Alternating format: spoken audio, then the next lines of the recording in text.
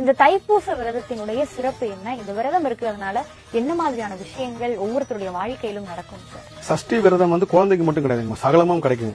தைப்பூசம் விரதம் ஊழ்வினை கர்ம வினையை மாத்தும். உங்களோட வினைன்னு ஒண்ணு இருக்குல்ல, அது மோசமான வினை. நான் நிறைய பேரை பார்த்து கோயம்புத்தூர்ல ஒரு அம்மா எனக்கு அவங்க எப்பயுமே நம்மளுக்கு ஏன் இப்படி நடக்குது அப்படின்னு சொல்லிட்டே இருப்பாங்க. நான் சொன்னேன், ஒரு நாள் நான் முருக பக்தர்ல சந்திக்கும் போது நில்லுங்க, வாய்ப்பு கிடைச்சா சென்னையில எங்கேயோ.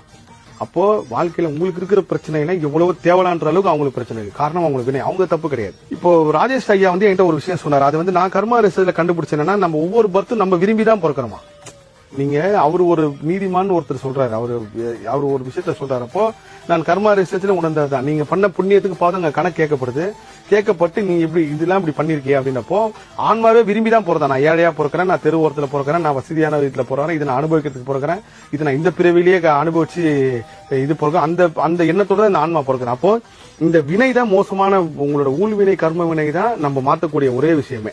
அது தெய்வ பக்தி இருந்தா திருத்தப்படும், முழு சரணாகதி இருந்தா மாற்றப்படும். இதுதான் உண்மை. அப்போ இந்த தைப்பூச விரதம் கண்டிப்பா இந்த 48 நாள் நீங்க முருகனுக்கிறப்போ உங்களுடைய கருமனை எவ்வளவு மோசமான படிப்படியா கரையிறத உங்களால உணர முடியும். நான் திரும்ப சொல்றேன். நேற்று கூட எனக்கு ஒருத்தர் சொன்னார், நீங்க சொன்னது உண்மைங்க சார், எனக்கு பணப்பிரச்சனை வந்துருச்சு, நான் பயந்துட்டேன், முருகனை திட்டினேன். ஆனா என் கூட இருக்கிற ஒரு ஃப்ரெண்டுக்கு ஒரு ஹெல்த் பிரச்சனை எல்லா வசதியும் இருக்கு அவருக்கு, அவர் படுத்துட்டாரு, எனக்கு ஒரு பயம் வந்துருச்சு, நம்மளுக்கு இது வந்தா தாங்கிட்டு போமா, நல்லவேளை பணத்தோட போச்சு அப்படின்னு. அதுதான் உண்மை.